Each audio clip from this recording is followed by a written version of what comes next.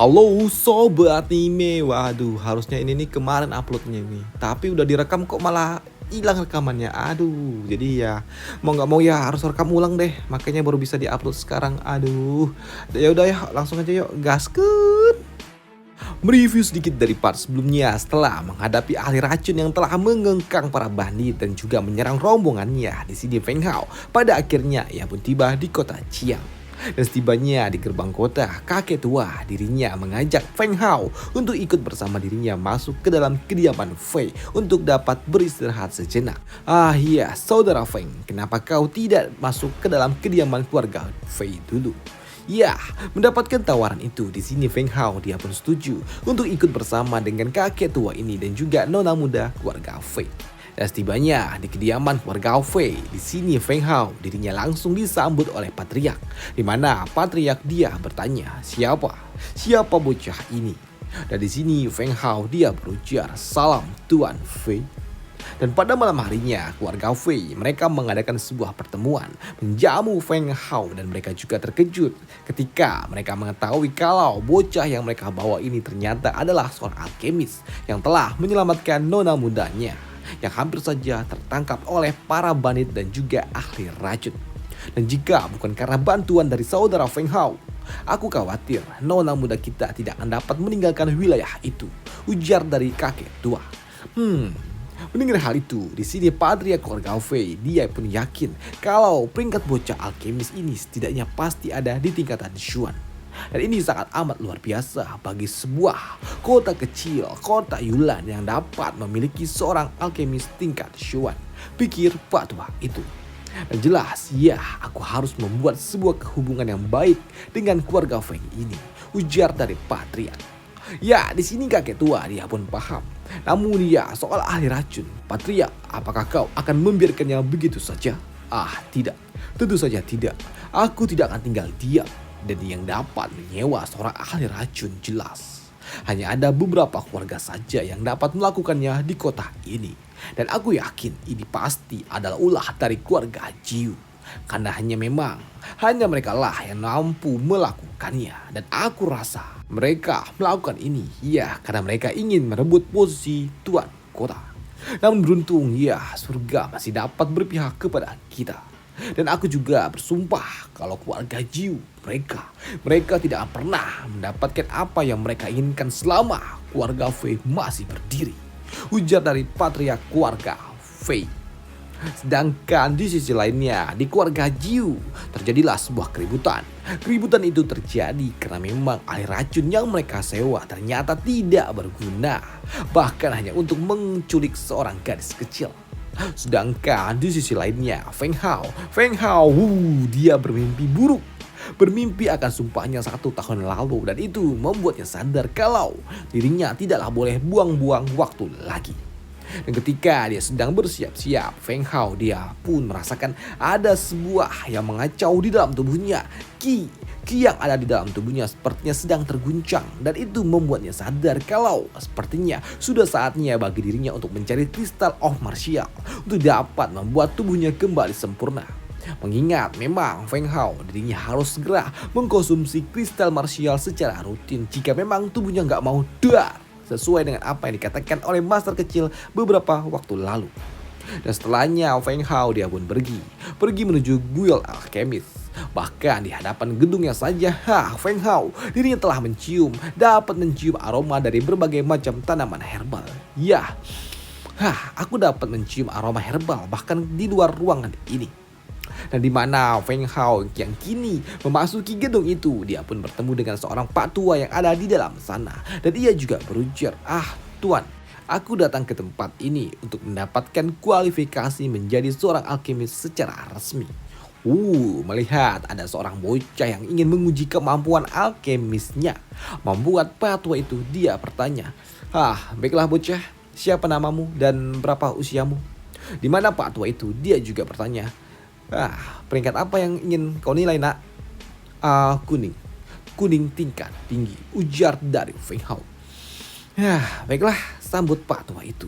Dan begitu tangan dari Feng Hao disentuh oleh Pak Tua itu, Pak Tua itu shock. Dan ia juga langsung mengambil sebuah sikap sopan dan juga berujar, Tuan muda, kau sungguh mengejutkan diriku. Dan ternyata Pak Tua ini dia adalah seorang pimpinan dari cabang guild farmasi yang ada di kota ini yang bernama Xian. Dan untuk peringkat Feng Hao, ya, Doi ada di tingkatan kuning peringkat tinggi. Dan karena Feng Hao telah dites dan ada di tingkatan kuning, membuat Feng Hao dirinya mendapatkan sebuah seragam dan juga beberapa herbal hadiah. Tuan, ada 300 herbal dan juga jubah keanggotaan dari anggota alkemis, dan kuharap tuan muda ini menyukainya, ujar Pak Tua itu. Dan setelahnya Feng Hao dia pun pergi.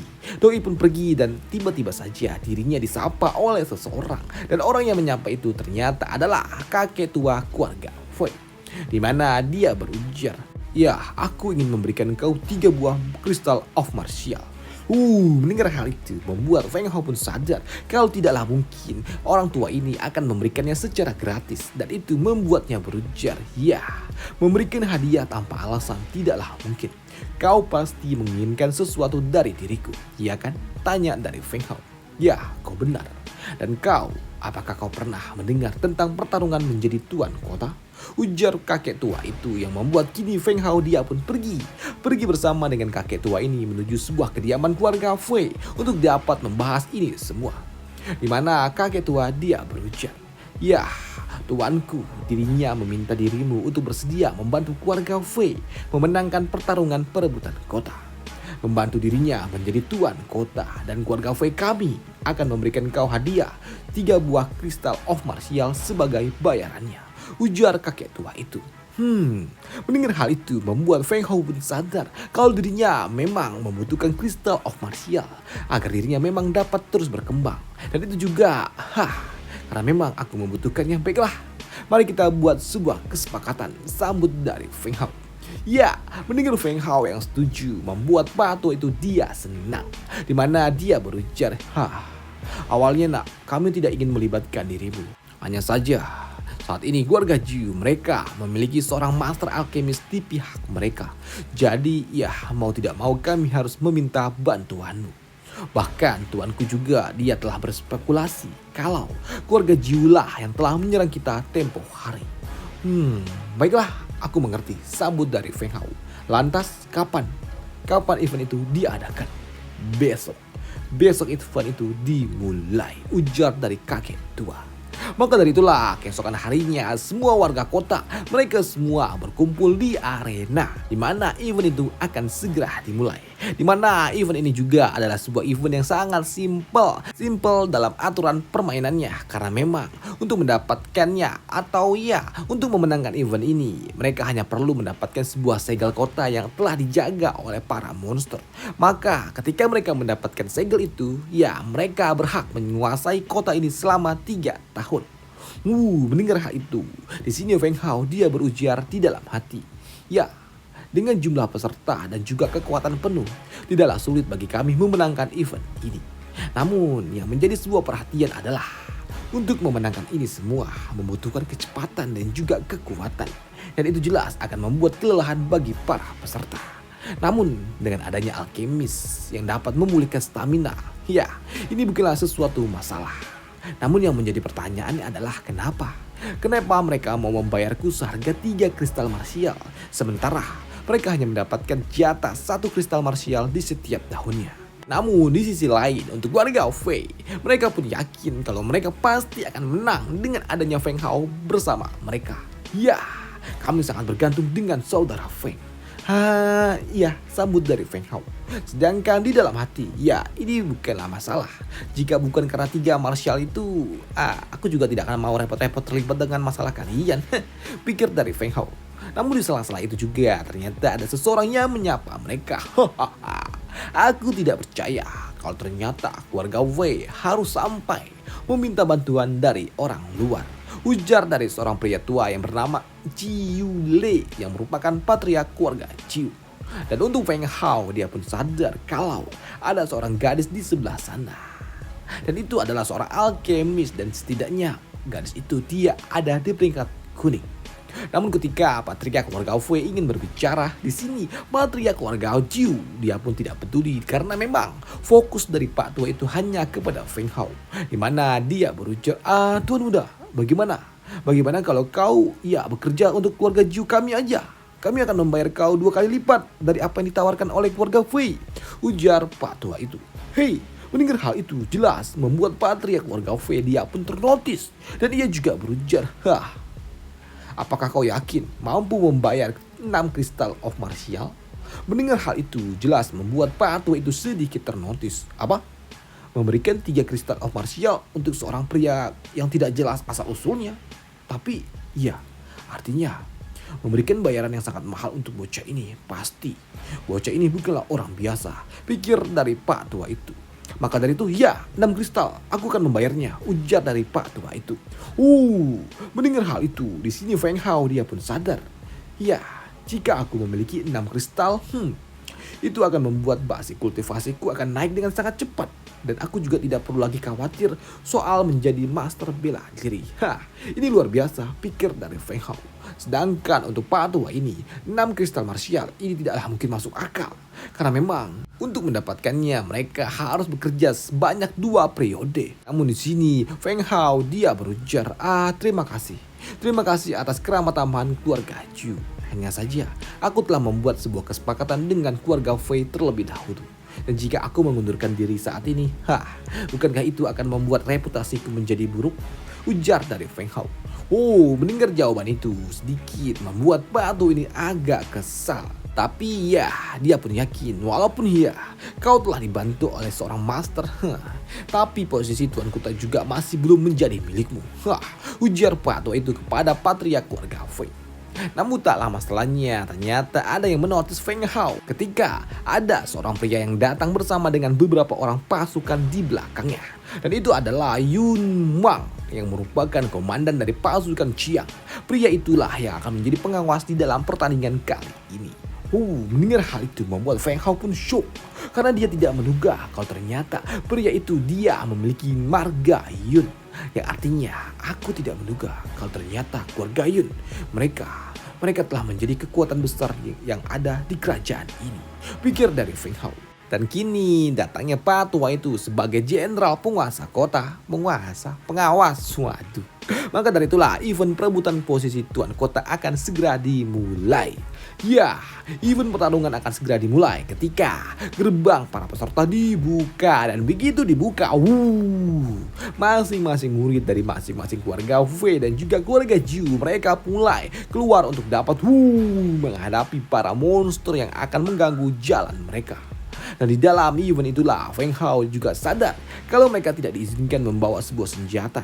Mereka hanya dikenakan menggunakan sebuah tinju untuk dapat menyelesaikan event ini. Dan tentu saja menghadapi para monster dengan tangan kosong hal itu tidaklah mudah. Namun untuk diriku yang merupakan seorang alkemis, ini bukanlah suatu masalah. Karena dari itulah aku akan maju paling depan, ujar dari Feng Hao sebelum dirinya menyiapkan suatu serangan yang ia gunakan untuk dapat membuka jalan bagi murid-murid keluarga Wei. Cepat maju, aku akan membuka jalan untuk kalian.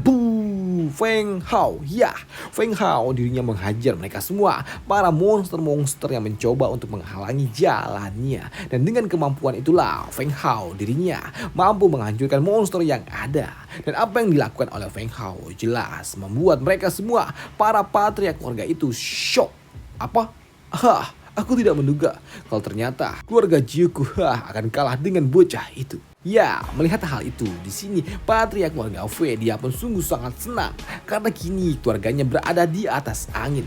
Namun untuk keluarga Jiu jelas ini adalah sebuah hal kebalikannya dan itu membuatnya bertanya, keluarga Wei, di mana kalian mendapatkan monster kecil itu? Tuan Wei, di mana kau mendapatkan bocah ini? Tanya Pak Tua Jenderal. Tidak, anak itu adalah, dia adalah temanku dan aku membutuhkan banyak usaha untuk dapat mengundang dirinya, ujar dari patriark Wei. Namun ketika mereka ingin bertanya lebih jauh lagi dari keluarga mana bocah itu berasal, di sini patriark keluarga Wei dia berujar, tentang hal itu. Demi keamanan teman kecilku, aku tidak bisa mengatakannya. Dan untuk event pertarungan itu sendiri, ya, keluarga Fei dengan bantuan dari Feng Hao jelas mereka memenangkannya. Dan keesokan harinya Feng Hao dia pun memutuskan untuk kembali melanjutkan perjalanannya. Dan sebelum pergi di sini patria keluarga Fei dia berujar, Tuan muda, apakah kau yakin tidak ingin tinggal di sini untuk beberapa hari lagi? Aku benar-benar tidak tahu harus bagaimana berterima kasih kepada dirimu karena telah membantu kami memenangkan posisi tuan kota ini. Iya, terima kasih atas jamuannya Tuan Fei. Dan terima kasih juga atas kristal yang telah kau berikan. Sekarang ya, aku telah membuat sebuah keputusan kalau memang ya aku harus pergi. Dan untukmu ya gadis kecil, jadilah anak yang baik ya. Dan setelahnya Feng Hao dia pun akan segera pergi meninggalkan kota ini. Dan untuk Feng Hao dia memang kini telah mengenakan seragam alkemis. Dan itu juga membuat dirinya menjadi sebuah pusat perhatian. Karena memang seorang alkemis itu adalah sebuah job yang paling bergengsi. Dan kini ternyata tujuan dari Feng Hao adalah kembali pergi menuju area pegunungan monster. Dan di tempat inilah Feng Hao dirinya akan menghabiskan waktunya untuk sementara waktu memurnikan kristal yang telah ia dapatkan itu. Ya, di sela-sela Feng Hao melakukan sebuah pemurnian. Di sini Feng Hao dia pun sadar kalau untuk mencapai ranah kuning tingkat atas dirinya membutuhkan 10 kristal of martial. Dan saat ini aku cuma memiliki 5. Bahkan 3 biji telah aku pakai untuk saat ini. Walaupun jumlah yang ada saat ini tidaklah cukup, tapi di sini Feng Hao dia pun tetap memurnikan kristal yang ia miliki dulu, dan itu juga membuat dirinya terus bertambah kuat dan mulai bercahaya terang. Dan kini keesokan harinya Feng Hao dia pun ingin pergi berburu daging monster untuk dapat meningkatkan kekuatannya. Mengingat Feng Hao dirinya memiliki farmakop di dalam tubuhnya yang dapat membantunya menyerap kekuatan dari para monster yang akan ia makan. Dan target buruan pertamanya adalah seekor monster beruang. Dan munculnya Feng Hao di area teritorial dari monster beruang membuat monster itu akan mengajarkan kejamnya alam liar. Namun untuk Feng Hao yang saat ini udah menjadi kuat melawan monster beruang seperti ini, ini tidaklah berarti walaupun beruang itu memang cukup buas dan juga ganas, tapi untuk Feng Hao yang saat ini tidak ada artinya. Feng Hao dirinya dapat dengan sangat mudah mengalahkan monster itu dan memakan dagingnya untuk dapat menjadi lebih kuat lagi. Dan di sela-sela Feng Hao sedang makan malam, di sini master kecil dia muncul entah dari mana. Di mana ia juga berujar, dengan kekuatan tubuhmu yang sekarang, kau seharusnya udah bisa memurnikan kristal tingkat rendah lah. Dan untuk mendapatkan kristal itu, kau seharusnya bisa mendapatkannya di wilayah ekstrim seperti kristal api kau bisa mendapatkannya di wilayah pegunungan berapi, atau kristal es kau bisa mendapatkannya di dataran yang penuh dengan salju dan juga es.